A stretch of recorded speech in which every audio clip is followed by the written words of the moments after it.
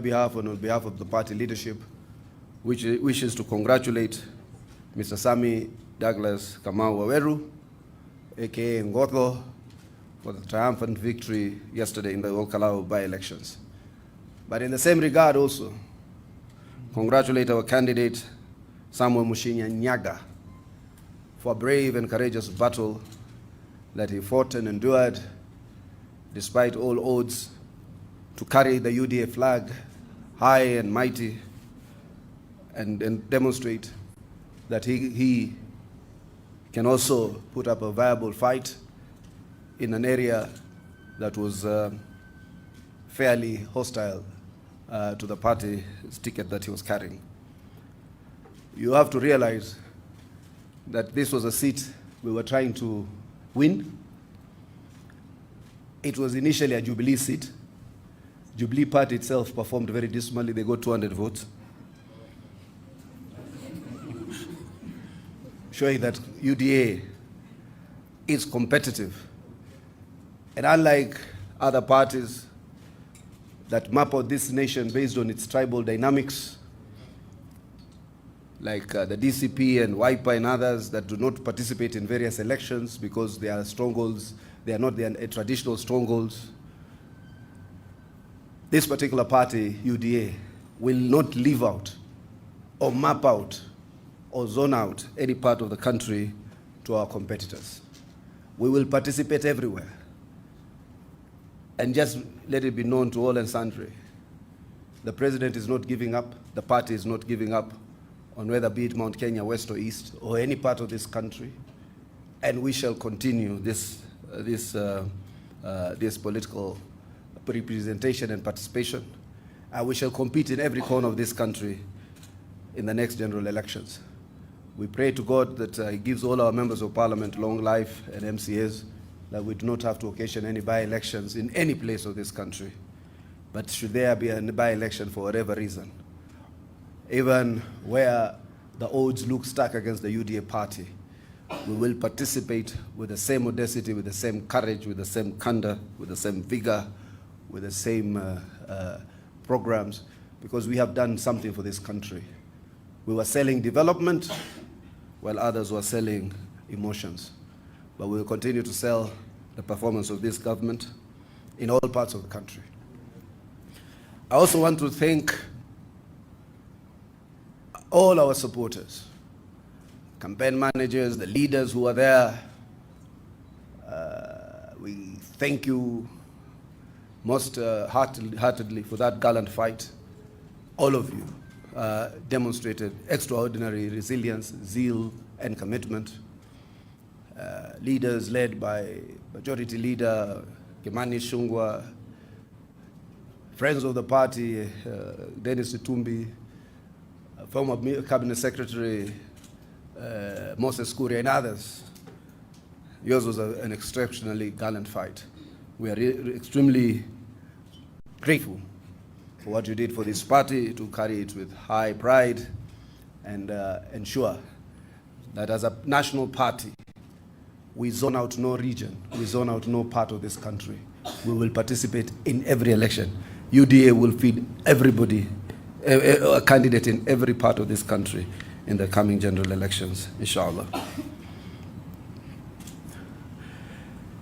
But to my main, one of the main subject matters of this presser today is to congratulate the IEBC. You did a stellar job. You held us all to account. You let the popular will of the people of Kenya prevail. You ignored the title holder of press conferences, the insightful, hateful regarding Gachagua, who constantly has not met a single animal, a single institution, a single human being he dislikes that he has not profiled or spoken against. He is used to creating these tensions to subvert an election and to prepare to subvert an election result. But I can tell him for a fact, the IEBC showed candor.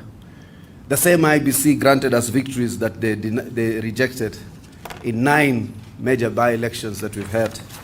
My first press conference was on Malava, was on Baringo County, and our coalition brothers and sisters, the broad-based in Magarini, Kasipul, and Unguja, won with distinction 100 over 100. The next by-elections in Isiolo and other parts of the country won 100 out of 100 in Banisa. The next by-election in Imura Dikir, 100 out of 100, won with distinction. This one, we did not emerge victorious, but it shows you that there's a shifting architecture of national politics, that former strongholds have become battlegrounds, and former battlegrounds have become the strongest of holds. And therefore, part of that is the reality of politics. But President William Ruto recognizes that the Mount Kenya vote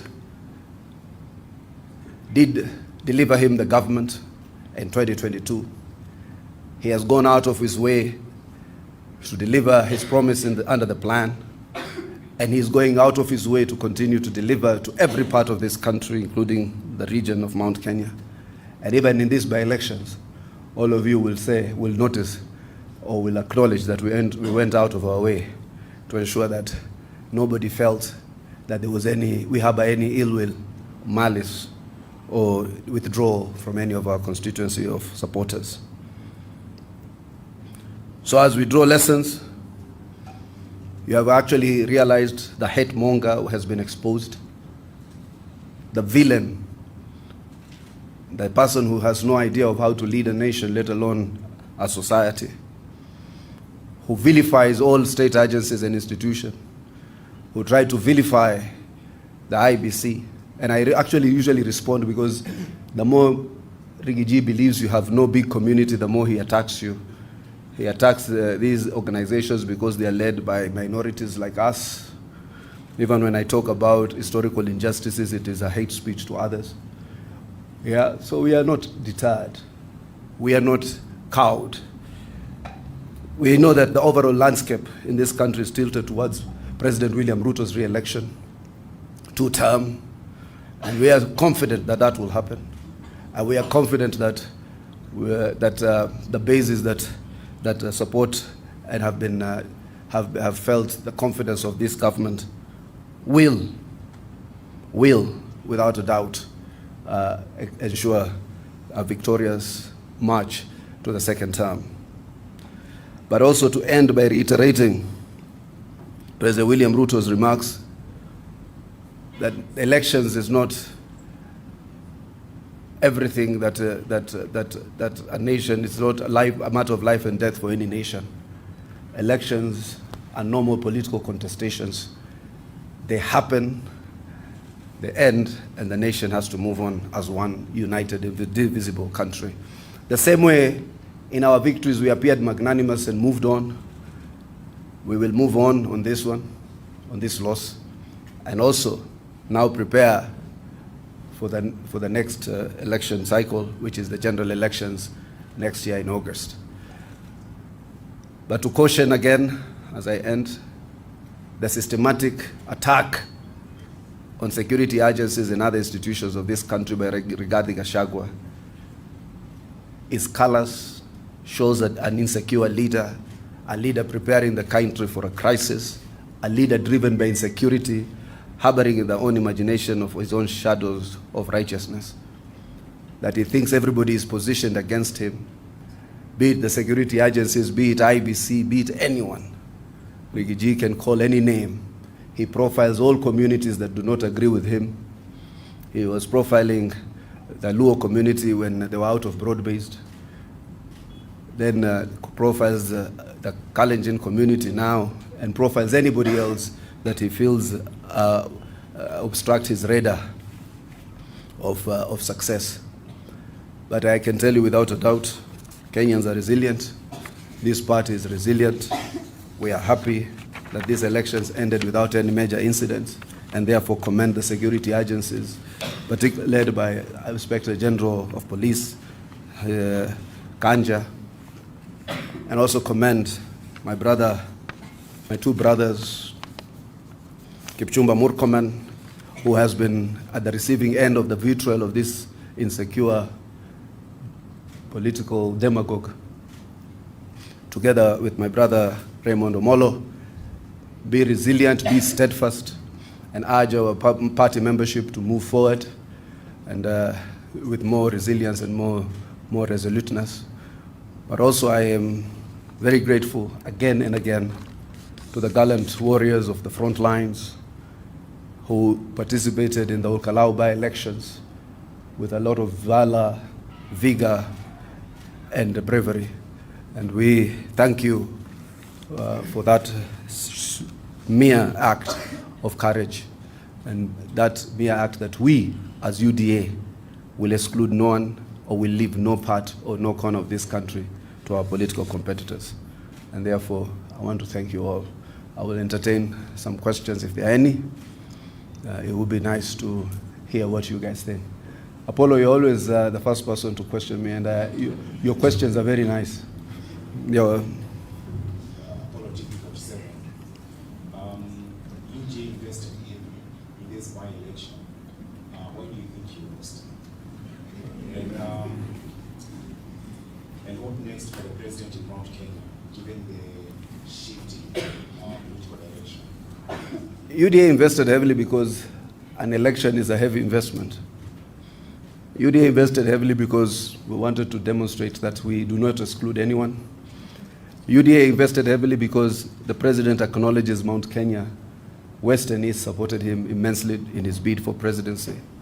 UDA invested heavily because I think that's what governments do in election cycles. The UDA has not only invested with that respect to the political investment demonstrated on Ol Kalou and Nyandarua generally. In reciprocity, the president has assigned over 9-10 cabinet secretaries to the region. The bulk of the permanent secretaries from this region, in this government, are from the region called Mount Kenya. About 17 or 18 of the 51. The bulk of chairs of state corporations are from Mount Kenya. The bulk of CEOs in this government are from Mount Kenya. The president has a mandate and a responsibility to reciprocate those who showed him favor. But if by the time they get to 2027, they decide to move out of government, that will be unfortunate. The architecture of the government will then change fundamentally based on the broad-based partnership. That is the nature of politics. But as at the moment, no part of this country will be left out. Even as we win next election, no part will ever be left out. We do not say that we are competing for power to oppress anyone or to take away from anyone or to put to a second fiddle any part of this country. This government has decided that its policy is inclusivity. It shall move on with inclusivity notwithstanding. The president has made it clear, even as we are preparing for 2027, we do not serve only those who vote for us. We serve all Kenyans fairly under the solemn oath of office to govern with fairness, equity, and justice to all. So therefore, that will not change. But I think that investment was reasonable. It is within capacity of this party to invest reasonably. And we will continue to invest heavily anywhere, during elections and after, out of elections. We have invested very heavily in other areas that were hitherto left out of the prism of development. Roads, infrastructure, bridges, energy projects, water projects are reaching parts of this country that never have since 1963. It is the nature of our government to show inclusivity, to invest in every part of this country. But I do agree that that investment was demonstrable, and but the people of Ol Kalou have spoken, and we respect their free will to choose the leader that they so desire, and we will expect their free will to also choose the path of their politics. Yes, we'll take two more, and then we will end there. Thank you so much. My name is Omar. I work for the Minority. honesty, timeline is 5 years ago. UDA was celebrating its first win. You got your first MP in a by-election in Kiamba, a heavily contested by-election. It was a close shot, not like what we have seen in Ol Kalou. Do you think that the party that you lead has deviated from what you promised the people, and that is the reason why the people have moved on?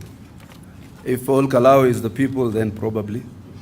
But if Malava, Banisa, Mbere, Isiolo, Emwari Dikir, Baringo, Magarini, Kasipul, and Unguja are also the people, then we have won all those elections.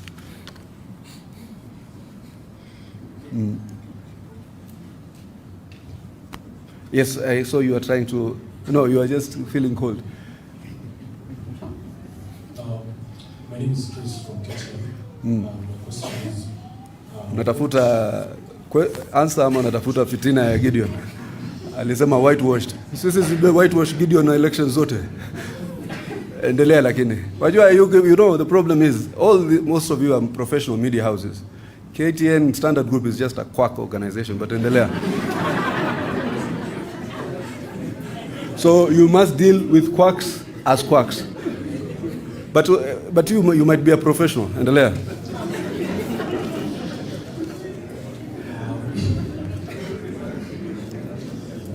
Do you think that the strategies that you used to campaign, the ones that led to your loss, or rather, better question, do you think that DCP had better strategies for campaigning than you? Assuming it's either Gideon or Chacha Mwita who texted you that question, this is my response. Yeah? Wambie, the strategies are strategies we've conventionally used in all elections. But the people can sometimes decide differently. In Waridikir, we hardly campaigned, it came home. We hardly campaigned in Banisa, it came home. Malava was a different strategy, it came home. Baringo, we had a strategy, it came home. Isiolo, we had a strategy, it came home. We had a partnership with our brothers in Kasipul, Unguja, Magarini, they all came home. So maybe this one, there could be also other shifts that might be beyond strategy, and we'll address them as time progresses. Mwambie Chacha, hata sisi tuli whitewash Gideon mara kadhaa. Wajua, where journalism has sunk in one or two of these media houses is something we need to continue to... What's the worst that Standard can do? So just put a headline with me and someone saying, oh, human rights defender turned something. Si naisoma siku moja, na rap vitu, naishia. So our people, I've told our people not to fear this. After all, there's so much alternative media. Na mtu akikuingilia kisiasa, if a journalist is hiding behind the veil of media freedom, sisi pia tutakuja kisiasa. Deni, nini, vitu kama hizo ndio Gideon anatafuta kulipwa. Lakini hata yako na deni kubwa sana ya Wakenya. Yes, Dugu. That will be the last one. Yes. Mulifunguliwa ile ya kule Tanzania, Uganda. Ilifunguliwa? Okay. Wajua huyo Rustam Aziz is now an investor also in Kenya. Anajenga inaitwa nini? Outside the media anajenga Taifa Gas. Once Taifa Gas is ready, together with wajua pia natumia hii opportunity kueleza public policy. Alafu pia tunajenga ile ya Ashrami hapo former KPC, KPLL. It is likely now we'll have a gas G2G. Na tutakuwa na OTS system, gas might go lower.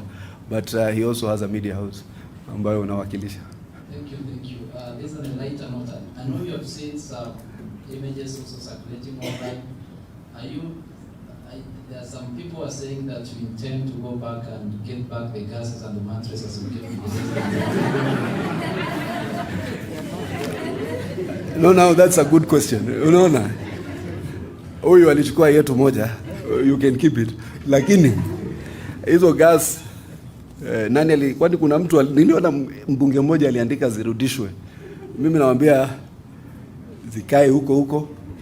Nataka kuashua hazitoripuka. ziko sawa. On a lighter note, I think it's part of what people do in elections. Election also, hata nyinyi hapa watu ya media, wengine wenu sahii ni consultants. Election presents different of opportunities for different people. Kuna wengine watakuja, mimi naitwa organic voter. Mimi ni organic, najitokeza, napiga kura because nimepatiwa nafasi na watu wetu wengi wamepata fursa, na nimeona barabara, nimeona special economic zone, nimeona affordable housing, nimeona SHA, nimefikiwa na maendeleo. Kuna mwingine, are you aware in this country there are people, watu wa kwetu wengine wanasema ukienda kuambia sasa time ya kuvota, kuambia mheshimiwa sijaamka. Najua manake maanisha nini hajaamka? Muamshe. So hiyo kila mahali inatokea. Iko hapa na pale. It's a very, hata nyinyi sahi, I'm telling you, mnaniangalia hivi na macho kavu, lakini some of you are consultants. Mnasaidia mtu kwa media strategy, communication strategy, mnamfanyia in addition to ile kitu unapata kwa nation ama wengine, unapatiwa ka 100k ya consultancy. In fact, hii watu wa standard kwa vile amulipwi, tafuteni hiyo consultancy. So, unaweza pata consultancy. Mpate kitu kidogo baada ya time. Mimi nikivuka huko mkinisaidia, naweza nikakufanya media consultancy. Mnaona wenzenu wengine wamefanywa, kuna watu kutoka media house wamekuwa mawaziri. Si kuna wengine mmeingia katika state department. Mko sasa ni head of communication. Mimi nafika mahali naona former journalist ananifuata na kasimu, kumbe anachukua content ya mimi kuingia kwa hiyo ofisi kama Al Capone papa, alafu namuona jioni ananiletea ka video. Namwambia ulikuwa editor, sasa umeniletea video yangu, nimepanda mangazi, nimefanywa manini marangi imenitokeza, nimefika kumbe ni kitu kanawekwa Twitter kama leo nilifika hapo. So by the way, there are various opportunities. Most of you look very young, You have to continue to evolve with creativity. So na hakuna shida, as long as it doesn't affect your objectivity, unaweza kutusaidia, because some of you have skills that are and talents that are for all. So hiyo gas ibakie, hizo mattresses ibakie huko, hizo ni kila kitu, na tutamaliza zile projects zilianzishwa na zile ambazo zilikuwa zimeanza kabla hapo, kama za railway nini zitaendelea kufanya. Hatuna uhasama na mtu. Those are Kenyans like every Kenyan. Ilikuwa wamefikiwa na election and we did what we needed to do within an election cycle. Asanteni sana. I just have one question. Yesterday in Ol Kalou we saw an attack on the media, and we saw some cameras were confiscated and some journalists were injured. And now in the recent past you have continued to attack the media. You are very concerned, especially with the standard media group. Do you think these attacks that you people, the politicians, are continue exacting on the media? Was it standard yesterday? Yesterday it was Nation. Okay. And Nation is unfortunate. Because of Radio Africa. Like these attacks on the media, do you think they will reach a place where journalists are being attacked because of the sentiments we are receiving from politicians? Hey, kama ni Nation hapo hiyo sio sisi. Sijui ni nani. So, but the attacks on the media are unfortunate, on a serious note. Nobody should steal for free press. But I am not lost of the fact the opposition of the yesteryear is the government of today. And life is dynamic. Wakati umepatiwa fursa kama hii, you must also protect rights enshrined in the Constitution. What we have issues with is rogue media. Mtu wako na personal issues zake, and he sides under the veil of media independence to settle a personal score. And it is evident. Munasahau nyinyi muko na masimu, munasahau muko na M-Pesa, munasahau munaingia hoteli ambazo ziko na kamera, munapanga alafu munakuja kutupangia. Sasa watu pia wanakuona, na marafiki zako wanakuona, wanakujua wewe, kuna mtu fulani akikupigia sasa umepata story. That's why some of you have advised me not to answer random questions that are coming from some of the journalists. Wao unapigiwa na mtu kuna kascoop. Sasa alafu naanza kunitafuta mimi kuweka ka comment kamoja, then unaona asubuhi UDA reacts, kumbe ulikuwa unatafuta ile nyingine. So sisi nyinyi mnafikiria hizi mbinu hatuzijui. So those attacks are unfortunate. Kwa hivyo sisi and I think where there is an obvious travesty, it must be followed by consequences in terms of an investigation. And I hope and pray and trust that that the police and other organs of state will ensure that they make the intervention and protect the independent and free media. There is no way. Some of these groups have been extremely kind, but I have never even said something to suggest otherwise of the Nation Media Group. They have an objective headline today. Tomorrow they have a headline. You ask yourself questions. Where are the facts? You must be interrogated. You must be Radio Africa Group. Iko hivi, inasema ukweli, inasema pale, kesho inasema mwingine. That's what the media is all about, being the fourth estate. Wakati ni mzuri ni mzuri, wakati ni mbaya ni mbaya. Sio hii nyingine ambayo nimekuwa rogue. So that's what we need to do in terms of and what happens, unfortunately, maybe if it was the Standard, today would have been the headline. Attacked again. So yule mtu yao alisema, yule journalist alisema alikuwa kidnapped baada ya tweet moja ilitoka, ama inaitwa X update moja, akasema akawa anaenda nyumbani, ama anakuja kazini akawa abducted. So mnajua siku hizi kuna abduction nyingi sana za kinatuju stage managed. Wanajiabduct alafu wanatokea anasema nakufa. Kalonzo anamwambia hang on, hukufi. ile comedy iko kwa hii Kenya.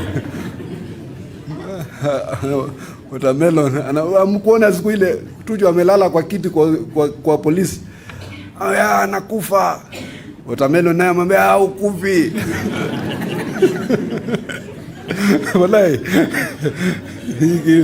Mimi pale visa nyingine ukiona siku hizi sikuji sana mapresa nini ile talk show, huwa naangalia tu kina Kalonzo wamesema nini, alafu I know where to najua hiyo drama nyingine inakuja hapa. And I was grateful one day you actually, I think it was the Citizen, ika unearth some inconsistencies in one of the objections. That's what media is supposed to do, follow the truth and say the truth as it were. So nafikiria nimemalizia hapo. Asanteni. Hiyo bwana umenyosha kividole mbili. Sema. Okay. Yesterday kuna statement CS Who? Geoffrey Ruku. Yes. Alisema nini? Sasa hiyo ni statement ya Ruku, siulize Ruku kwa nini alisema hivyo. Inanihusu. So ikawa most of people from DCP party wameanza vita na watu wa Mount Kenya East. They are saying from Meru they no longer need votes from Meru. Does it mean that DCP people from Mount Kenya? Lakini hii toxic ethnicity ilianzishwa na Rigiji. Kaanza mambo ya shares, mambo ya mlima. Wazungu wanasema he who lives by the sword awe careful. Na siku moja nani alisema ukirattle ukabila. Siku moja Mishuki akiwa chini ya Standard Group pale alifanya hivi mkono, when you rattle a snake be prepared.